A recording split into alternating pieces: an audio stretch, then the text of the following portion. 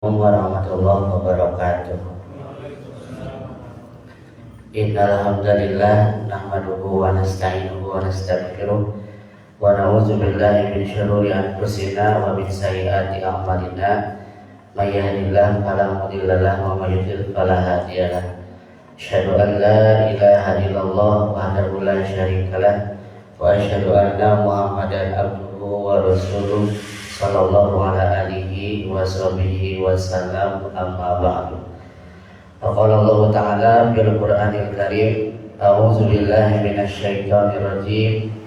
Ya ayyuhalladzina amanu la yaskhar qaumun min qaumin asa ayyakunu khairan minhum wa la nisa'un min nisa'in asa ayyakuna khairan minhunna wala talmizu anfusakum wala tanabazu bil alqab bi'sal ismul fusuq ba'dal iman wa man lam yatub fa ulaika humudz zalimun. Ya ayyuhalladzina amanu jtanibu katsiran minadz dzanni inna ba'dadz dzanni ismun fala tajassasu wala yabtab ba'dukum ba'dhan ayyuhibbu ahadukum ayyakula lahma akhihi maitan fakarintumuh wattaqullaha innallaha tawwabur rahim. Bapak-bapak jamaah Ahad kajian subuh Masjid Al-Faruq, sebelumnya saya informasikan, mohon maaf Al-Ustaz Wawan Kurniawan yang seharusnya mengisi di subuh pagi hari ini. Qadarullah beliau tadi sebelum subuh memberikan informasi bahwasanya beliau muntah-muntah dari beberapa hari kemarin juga katanya belum pulih. Untuk itu beliau tidak bisa hadir dan mohon doa kepada para jamaah mudah-mudahan beliau disembuhkan kembali oleh Allah Subhanahu wa taala. Para hadirin jamaah kajian Ahad subuh yang sama-sama mengharap rahmat dan maghfirah Allah Subhanahu wa taala. Di dalam Al-Qur'an surat Al-Hujurat, surat Al-Hujurat ayat yang tadi saya baca di salat subuh itu surat ke-49, Pak. Di ayat ke-11 sampai 12 ada 6 larangan kita terhadap sesama muslim. Alhamdulillah, sebagaimana Bapak Ibu ketahui, calon presiden kita tiga-tiganya beragama Islam, termasuk calon wakil presidennya. Ini tentu merupakan anugerah yang luar biasa, Pak, untuk negara kita Indonesia yang notabene mayoritasnya beragama Islam. Namun perlu kita ketahui bersama, Pak, karena menjelang Pilpres ini suasana cukup panas. Bapak Ibu mungkin merasakan baik dari obrolan sehari-hari apalagi di media sosial ini cukup masif dan harus kita kendalikan, Pak. Artinya kita harus bisa menjaga kondusivitas masa-masa menjelang Pilpres ini. Karena tidak sedikit di antara kita bahkan sesama muslim termasuk sesama jamaah bahkan ada yang malah saling debat karena beda pilihan. Jadi gara-gara beda pilihan para sehat gitu. Nah, di ayat surat Al-Hujurat ini ada 6 larangan Allah, Pak, terhadap sesama muslim. Tentu ini bisa ditujukan kepada calon presiden, wakil presiden, bahkan pendukung calon wapres tersebut. Yang pertama Allah Subhanahu wa taala mengingatkan, Pak, a'udzubillahi minasyaitonir rajim. Ya ayyuhallazina amanu la yaskhar qaumun min qaumin. Wahai orang-orang beriman, jangan sampai satu kaum merendahkan kaum yang lain. Jangan sampai gara-gara kita beda pilihan, Pak, kita merendahkan calon presiden pilihan orang lain, bahkan termasuk merendahkan para pendukung. Bahkan kata Allahnya kan qaumun min qaumin, satu kaum terhadap kaum yang lain. Kalau sekarang satu calon presiden terhadap calon presiden lain, pendukung calon presiden satu ke presiden dua atau ke presiden tiga. Kenapa Pak tidak boleh saling merendahkan? Kata Allah, asa ayyakunu khairan minhum. Karena bisa jadi pilihan kita tidak lebih baik daripada pilihan orang lain. Kalau saling rendahkan, saling menjatuhkan, maka ini timbul rentan yang namanya konflik, pipaseaeun, pimusuheun gitu. Nah tentu ini bukan hanya dalam menjelang pilpres saja Pak, termasuk di dalam kehidupan sehari-hari. Kalau sudah sesama muslimnya saling merendahkan, saling menjatuhkan, maka yang namanya konflik itu rentan terjadi. Jadi perintahnya jelas, la yashor, jangan saling merendahkan. Baik itu dengan perkataan Pak atau dengan perbuatan. Yang kedua, Allah Subhanahu wa taala mengingatkan Pak di dalam ayat tersebut, wala talmizu anfusakum. Awas juga kalian wahai umat Islam yang beriman, jangan saling menghina satu sama lain. Makanya ada satu surat khusus bab menghina ini Pak, disebut surat apa Pak? Al-Humazah. Bahkan di surat Al-Humazah Allah Subhanahu wa taala menjelaskan secara rinci siksaan kepada orang-orang pengumpat dan penghina. Allati tattali'u ala afidah innaha alaihim muqsadah fi amadin mumaddad. Ada orang-orang yang sehari-harinya itu humazah. Kata Allah, humazah itu Pak mencela, menghina dengan perkataan. Kalau humazah menghina, mencela dengan perbuatan. Ada lagi tafsir yang lain, kalau humazah menghina di depan, kalau humazah menghina di belakang. Jadi ngobrol ke batur teh tewani di hareup tapi ditukang ngobrol. Nah ini Pak kita mudah rasakan, bahkan kita pelakunya, walaupun kita termasuk ahli majlis sekalipun. Yang namanya humajah berkeliaran di mana-mana. Dan kenapa ada sifat humajah di umat Islam? Allah sudah menjelaskan di ayat yang kedua, alladzi jama'a malan wa 'adada. Kenapa orang punya karakter sering menghina, sering mencela? Karena kata Allah, alladzi jama'a malan wa 'adada.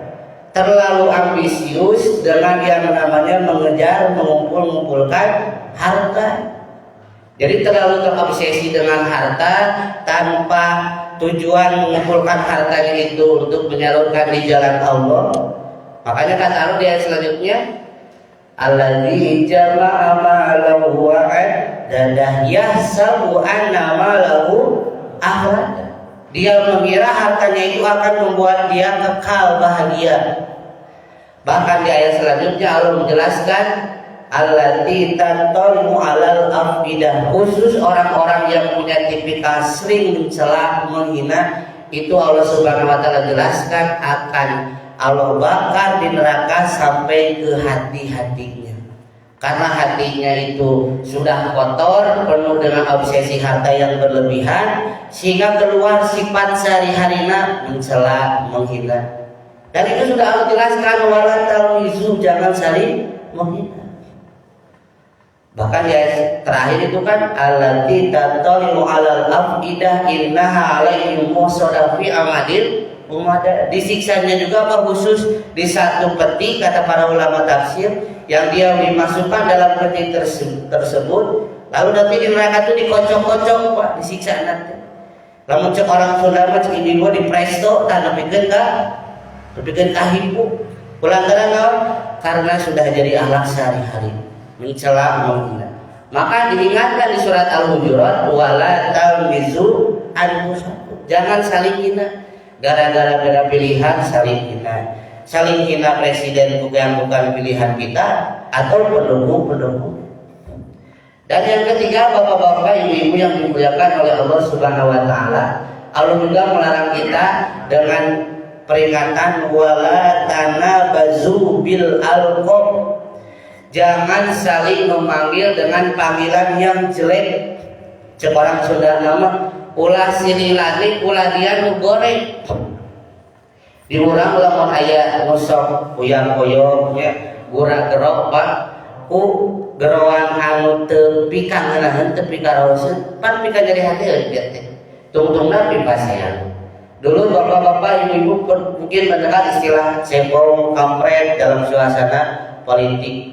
Kan itu saling menyebabkan kerentanan permusuhan bahkan sesama orang-orang beriman sendiri. Maka Allah mengingatkan wala tanabazu bil alqab, hati-hati jangan saling panggil dengan panggilan yang jelek.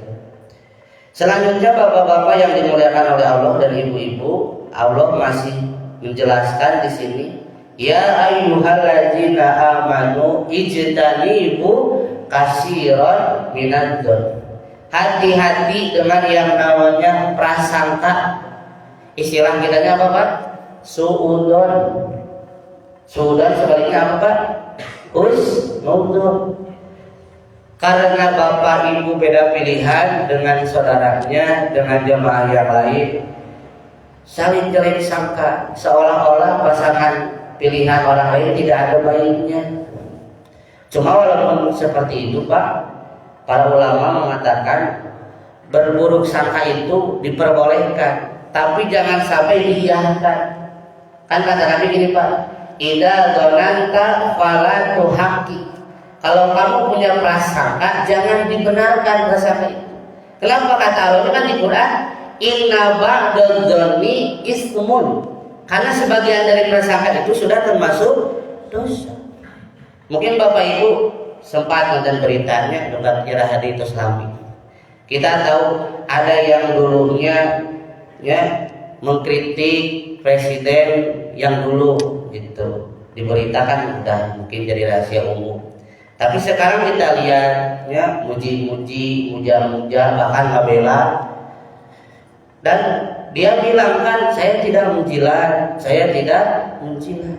Kalau saya pribadi Pak baca berita tersebut, cek orang Sunda mengambeuna ya, ieu teh boal manehna menjilat gitu.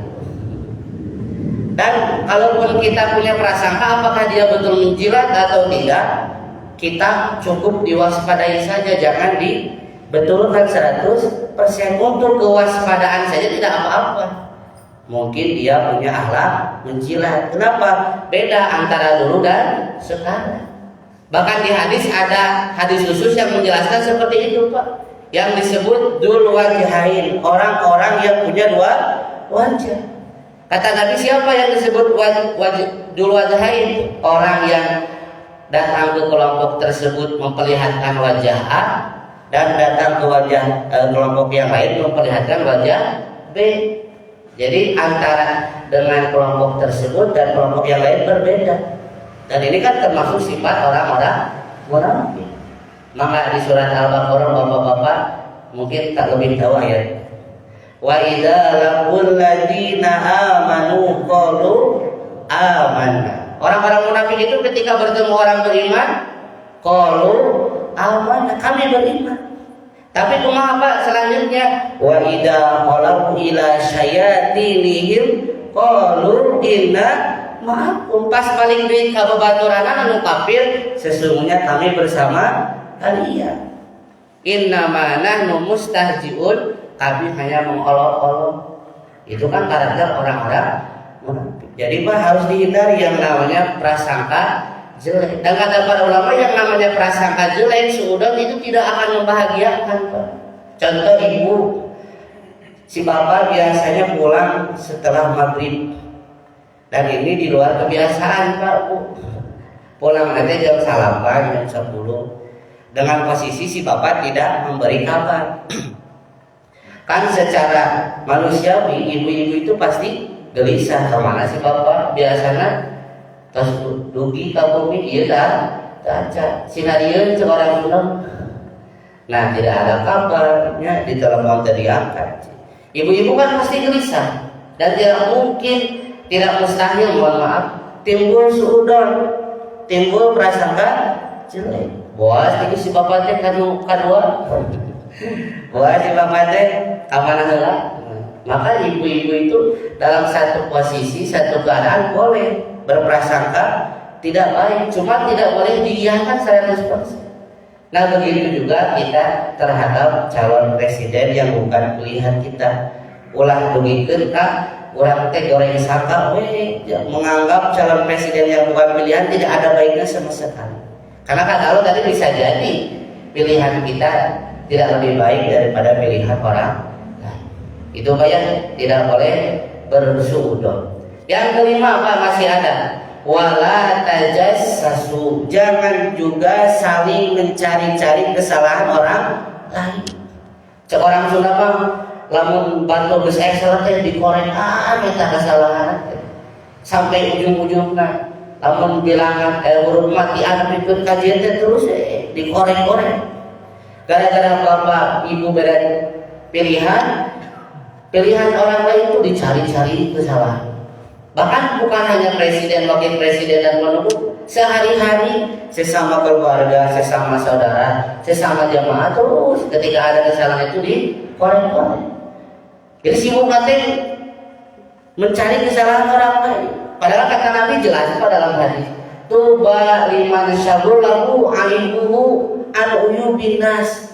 Yang bahagia itu adalah orang yang sibuk dengan aib kesalahan diri sendiri daripada aib kesalahan orang lain.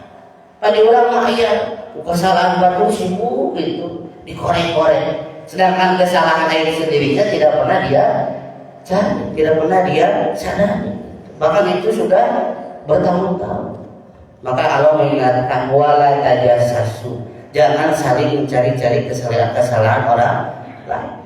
Calon presiden kita tiga-tiganya muslim, maka berlaku hak muslim kepada mereka, termasuk kepada calon wakil presiden dan kepada wakil pendukung.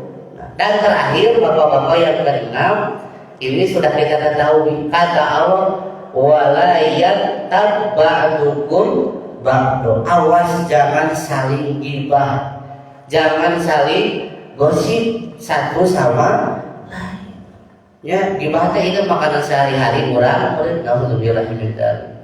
Bahkan kata Allahnya, ayuhibbu ahadukum ayyakula lahu ma'ahihi maita fakaritu. Bukankah kamu jijik memakan bangkai saudara kamu sendiri? Sepupu jijik dikeuyeuh we gibah.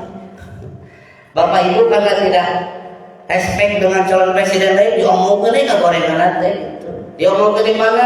Di kantor, di warung, di pekerjaan, bahkan di masjid. Naudzubillah, ngobrol tentang kejelekan calon presiden di masjid. Naudzubillah min dzalik. Nah itu jangan sampai jadi kalau ini 6 hal ini diamalkan oleh kita Pak, yang kita termasuk orang beriman, itu kata para ulama tadi rentan yang namanya nanti konflik, ketidakrukunan di sesama orang beriman. Jadi tadi jelas tidak boleh saling merendahkan, tidak boleh saling panggil dengan panggilan jelek, tidak boleh saling hina, tidak boleh saling berprasangka buruk, tidak boleh saling mencari kesalahan orang lain, bahkan tidak boleh saling gibah. Cuma pertanyaan Pak Ustaz kumaha lamun orang terus apa?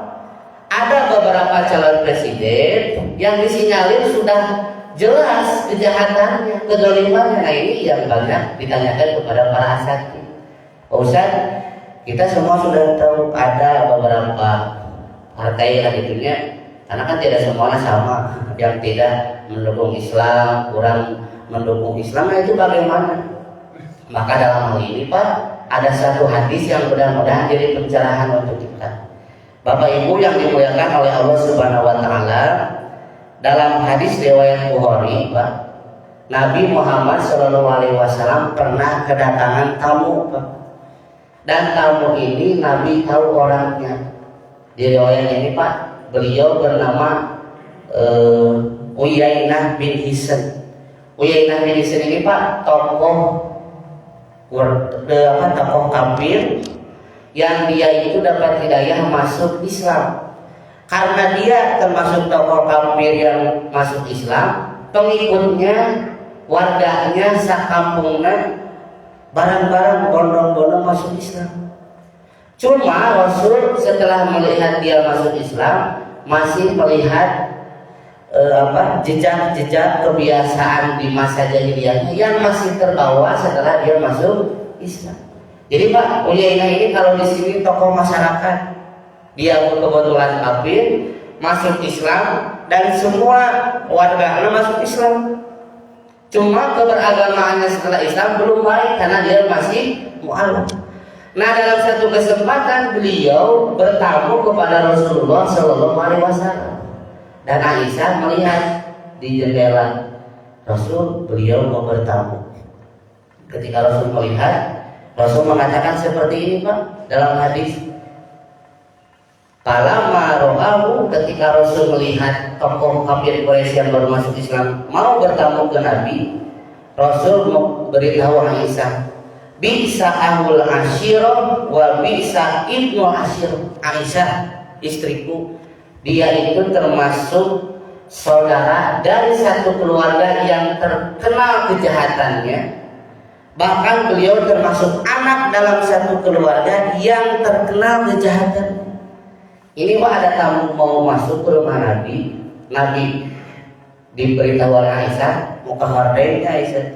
Ini sudah jadi info berarti kan yang namanya horden sejak dalam Nabi tas ayat dibukakan teh eta sangat tokoh kafir Quraisy nu karek masuk Islam. Maka Aisyah Pak memperlihatkan kepada Nabi, apakah Anda mengizinkan beliau masuk? Beliau sebelum mengizinkan masuk memberitahu Aisyah seperti tadi. Aisyah, orang tersebut adalah sejelek-jelek saudara dalam satu keluarga dan termasuk sejelek-jelek anak dalam satu keluarga. Itu bahasa kiasan Nabi Pak. Apa maksudnya? Ini orang pun termasuk orang jahat walaupun dia itu sudah masuk Islam. Maka di hadis ini dijelaskan Pak, kata Nabi, dan laku, persilakan masuk. Dipersilakanlah masuk Pak beliau, dan terjadilah percakapan dan tidak dijelaskan apa percakapannya. Cuma Aisyah ketika melihat Nabi memperlakukan tamu tersebut dan tamu tersebut pulang Pak, cerita nama tos uwi gitu tanya namu. Aisyah langsung spontan ke Nabi, ya Rasulullah, kenapa alanalahul kalam? Kenapa kamu terhadap orang tersebut bersikap lemah lembut? Seorang sunnah gimana? Rasul nah meni dareh teh anjeun teh. Nah meni sowan satu. Ari tadi saya tadi jelema aja. Aisyah tuh takut Pak, Nabi itu punya sifat dua wajah. Ari tadi menggibah, ari sekarang ketika di depan orang tersebut dia bersikap lemah lembut. Nah Aisyah bertanya kepada Nabi, kenapa kok Anda seolah-olah berbeda antara tadi dan sekarang dan barusan? Tadi sebelum dia masuk, Anda mengatakan orang tersebut orang jelek akhlak, orang jahat. Tapi kenapa Anda memperlakukan orang jahat tersebut dengan lemah lembut? Allah bulu kalam. Aisyah bertanya seperti itu. Seorang sunnah mana mendidareh deh, ngang harapan jalma jahat deh. Nah ini termasuk penasaran Aisyah Pak. Makanya Aisyah itu termasuk isi-isi Nabi Pak, yang kita tahu sangat cerdas. Ya kan banyak hadis Pak wa'an Aisyah karena memang beliau itu salah satu istri Nabi yang banyak meriwayatkan hadis.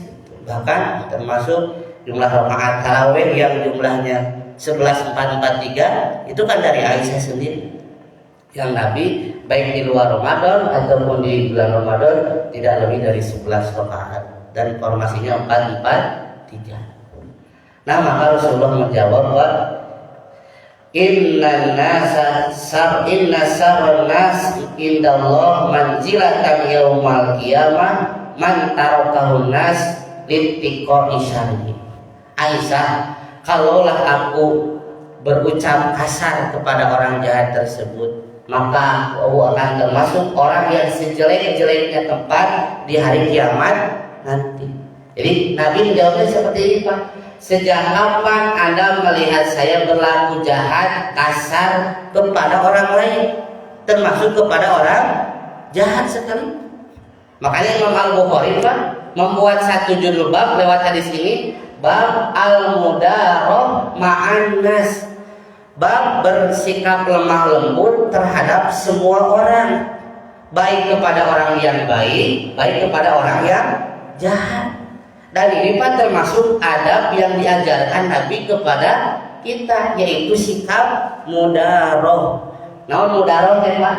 Lamun cek orang Sunda mah kieu Pak, ngabageran jalma nu jahat, pelaku maksiat, pelaku zalim dengan lemah lembut. Cek orang Sunda mah bari dareh teh.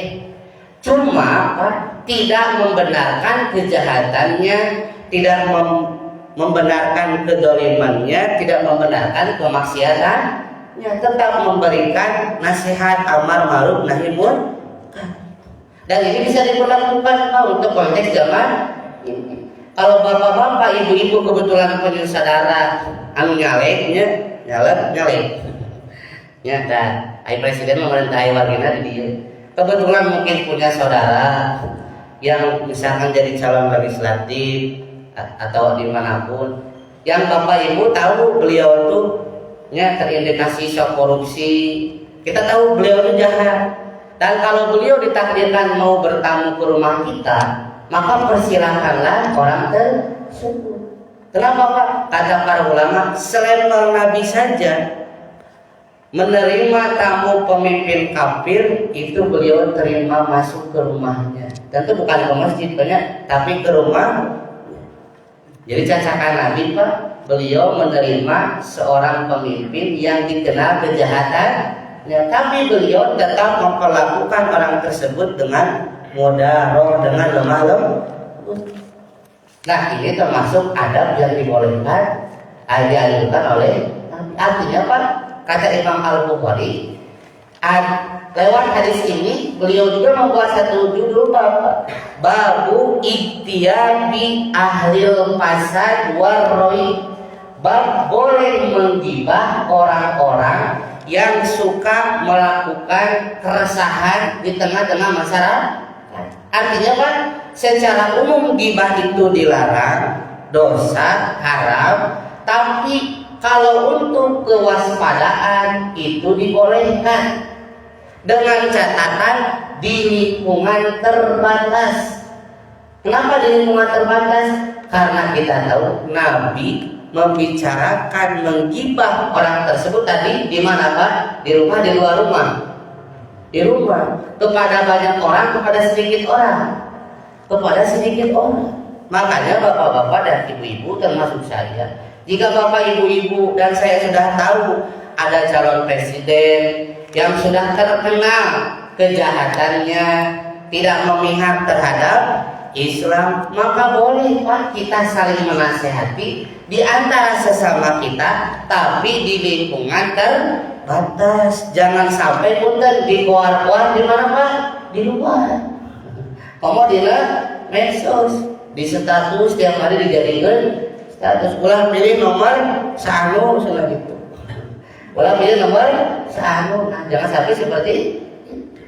Bahkan di pekerjaan kita, termasuk di masjid, maka itu tidak boleh dilakukan oleh kita. Tapi untuk sekedar kewaspadaan, hati-hati, maka boleh Pak. Dalilnya mana? Tadi Nabi pernah menerima tamu tokoh kafir Quraisy yang masih terkenal kejahatannya. Nabi menggibah kepada Aisyah, tapi cukup di lingkungan terbatas di rumah. Dan Nabi tidak bilang kepada Abu Bakar punya ingatku jahat, tidak.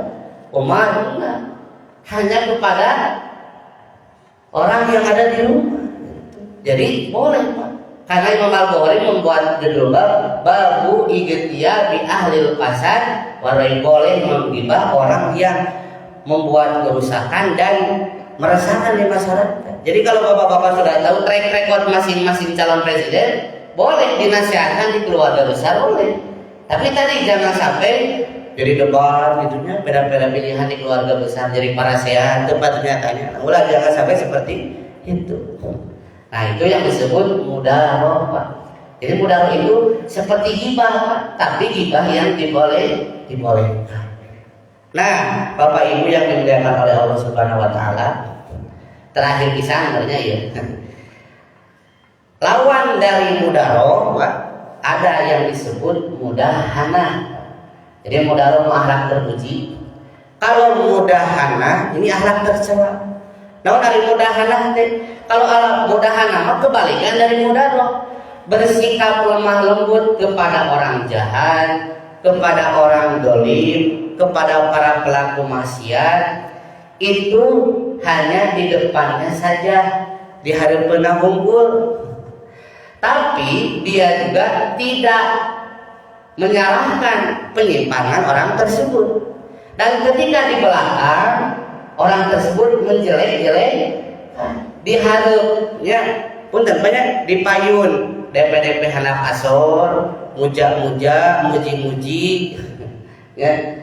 Tidak dinasihati kesalahannya, tidak diamar ma'ruf nahi munkar. Di belakang diomongkan kejelekan. Nah ini mudahan aja naon lain mah penjilat termasuk ngaletakan. Nah ini bapak-bapak termasuk akhlak yang tercela. Makanya di surat Al-Qalam ada ayat tentang mudahan. Waddu a'udzubillahi minasyaitonirrajim. Waddu law tudhinu fayudhinun. Itu ayat mudahan. Waddu law tudhinu fayudhinun. Kata Allah, Pak, mereka orang kafir, orang musyrik berharap Nabi itu punya sikap mudahana. Mudahana teh, Pak, bersikap lunak, seorang Sunda mah ngelehan. Amin. Nabi oke ngelehan. Nah maksudnya kata para ulama tafsir, orang kafir musyrik punya akhlak, ingin Nabi punya akhlak penjilat, membenarkan kemusyrikan orang kafir. Dan itu sudah Allah peringatkan kepada Nabi, jangan sampai engkau terpengaruh. Karena mereka itu ingin engkau bersikap lunak, nanti mereka bersikap lunak. Ulah begini kan ngelehan, Pak. Oke, ngelehan oke itu. Nah mungkin bapak-bapak mengerti gitu ya maksud saya. Nah jadi pernah orang kafir musyrik itu berharap Nabi punya sifat penjilat, membetulkan kebiasaan orang kafir dalam menyembah selain Allah. Coba saya mau tanya bapak ini, kalau Nabi membenarkan orang kafir dalam menyembah selain Allah, apakah berdosa atau tidak? Berdosa. Makanya oleh Allah diingatkan, waddu law tudhinu ayudin, awas Muhammad, mereka itu ingin kau bersikap ngelehan dan nanti mengalah, nanti kamu juga punya akhlak mengalah. Nah jangan sampai itu terjadi. Maka dari itu bapak-bapak yang dimuliakan oleh Allah Subhanahu Wa Taala, mudahana ini jelas kontradiktif, Pak, dengan yang namanya mudaroh. Kalau mudaroh itu bersikap lemah lembut kepada orang baik, termasuk orang jahat, tapi tidak membenarkan kejahatannya, juga ada amar ma'ruf nahi munkar di sana. Dan boleh kita membicarakan kejelekan orang tersebut kepada orang-orang terdekat kita, sebatas di lingkungan terbatas, tidak dibawa keluar. Sedangkan nanti mudahan ini akhlak yang tercela, Pak, karena berbeda antara di depan dan di belakang. Maka dalam hadis disebut dzul wajhain, orang yang mempunyai dua wajah. Kata Nabi, yang namanya dzul wajhain itu ya tihaulai diwajhin, datang ke kelompok satu dengan wajah satu, wajah A, wajah tihaulai diwajhin, datang kepada kelompok lain dengan wajah B, beda antara di depan dan di belakang. Maka dari itu ini harus kita hindari. Termasuk kata para ulama yang disebut mudahana juga, Pak, yaitu namimah. Bapak-bapak mungkin pernah mendengar namimah. Apa namimah ya, Pak? Mengadu domba. Tapi sanes domba garut namanya. Mengadu domba itu, Pak, membuat orang yang tadinya akur jadi pasea. Contoh ayah Bu Ahmad membicarakan Bu Humed ke Bu Hamid. Ke atas, Pak, Bu, ada Bu Ahmad menjelekkan Bu Humed ke Bu Hamid. Maka yang berbuat dosa siapa, Pak? Bu Ahmad, karena membicarakan kejelekan Bu Humed ke Bu Hamid. Langsung bapak-bapak, ini si Bu Ahmad datang ke si Bu Humed. Bu Humed itu Bu Hamid ngomongin Ibu Humed. Nah ini kan masih ada banyak. Si A membicarakan kejelekan si C ke si B. Lalu si A itu dalam waktu yang bersamaan datang ke si C membicarakan si B. Nah ini kan masih ada Pak. Datang ke satu orang dengan wajah A, datang ke orang lain dengan wajah B. Dengan niat apa Pak? Masih ada. Dan ini juga Pak kata para ulama termasuk mudahan, termasuk dzul wajhain. Jadi secara umum yang namanya mudahan itu Pak kata para ulama alat tercela harus dihindari. Cuma nanti Pak ada mudahana yang diperbolehkan. Nah ini sebagai penutup mungkin Pak ada hadis Nabi Muhammad Sallallahu Alaihi Wasallam, kata Rasulullah Sallallahu Alaihi Wasallam Pak, bukan termasuk pendusta laisal kadzab alladzi yuslihu bainan nas. Bukan termasuk pembohong orang yang berniat mendamaikan dua orang. Bagaimana prakteknya Pak? Payani khairon au yaqulu khairon. Dia datang ke satu orang dengan ucapan satu, datang kepada orang yang satu lagi dengan ucapan yang beda. Nah ini Pak dikecualikan. Contoh kasus banyak, saya alhamdulillah pernah ngabulkan duaan suami istri kembali cerai Pak. Ini ditelepon ku ku bapakna jam 10 malam. Ditelepon, Pak Ustadz bisa tidak mengislahkan anak saya yang baru nikah 3 bulan suaminya mau cerai Pak. Jadi ini ayah istri kan telepon, Pak Ustadz dan bisa datang ke sini untuk mendamaikan anak saya. Ini suaminya minta cerai terus. Saya datang Pak kebetulan masih meleknya walaupun jam 10 malam. Saya tanya ada apa Pak? Iya Pak Ustadz, si suaminya tidak terima karena istrinya masih selalu minta uang kepada orang tuanya. Si suaminya tidak merasa dihargai selaku suami dan merasa malu. Jadi minta cerai itu senang jiwanya. Kebetulan masih tinggal di rumah mertua indah Pak, belum punya rumah gitunya. Dia pengantin anyar, pasangan muda gitu. Nah, lalu saya ngobrol saja diskusi dulu dengan bapak tersebut gitunya. Terus saya suruh ke bapaknya, tolong si Nengna pisahkan di kamar A, si suaminya di kamar B.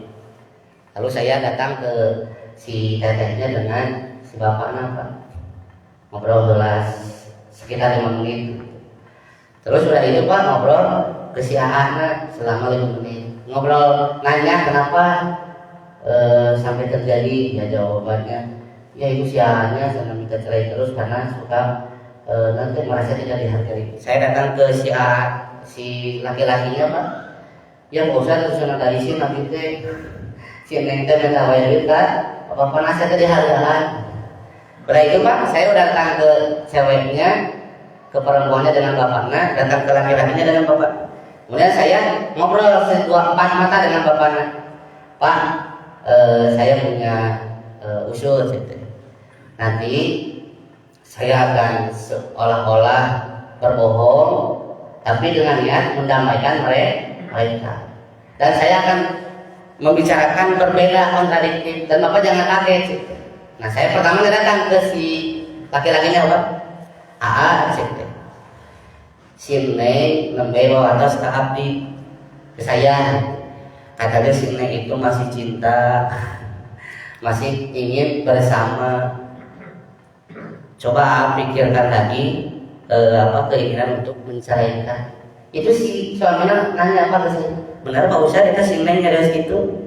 Enggak, padahal itu tidak diucapkan oleh istrinya. Saya berbohong Pak, tapi dengan niat mendamaikan.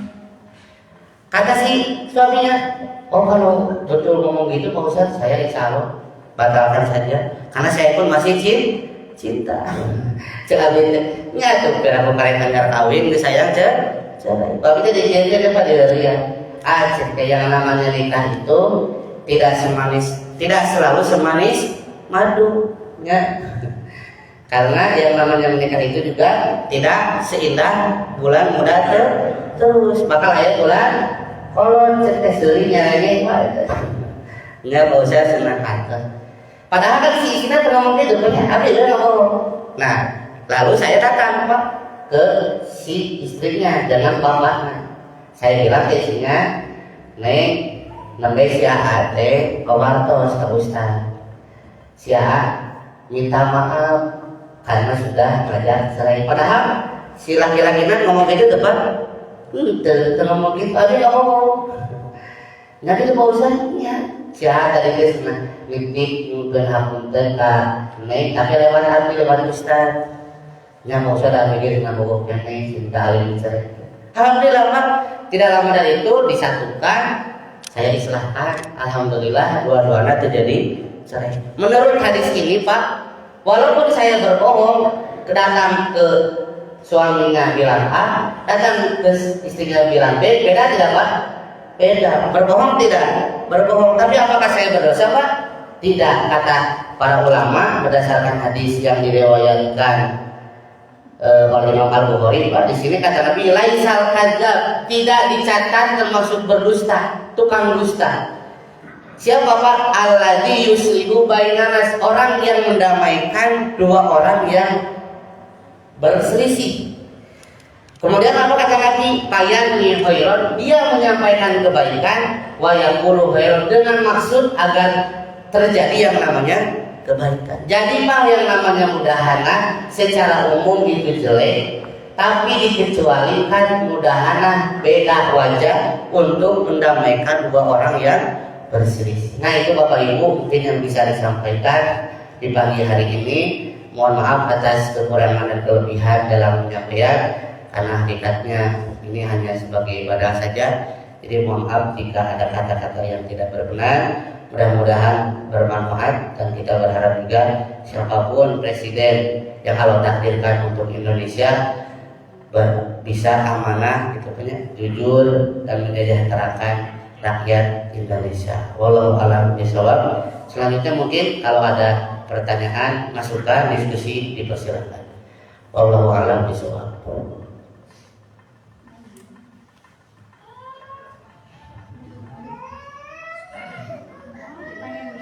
Saya apa punya?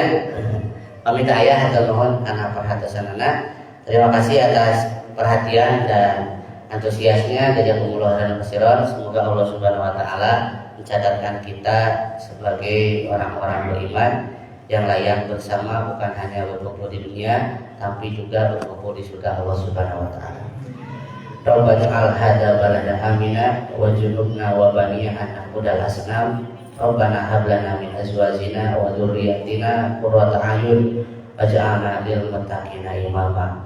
Rabbana atina fid dunya hasanah wa fil akhirati hasanah wa qina adzabannar. Subhanaka Allahumma wa bihamdik asyhadu an la ilaha illa anta astaghfiruka wa atubu ilaik. Wa akhiru da'wana bilhamdillahi rabbil alamin. Wassalamualaikum warahmatullahi wabarakatuh.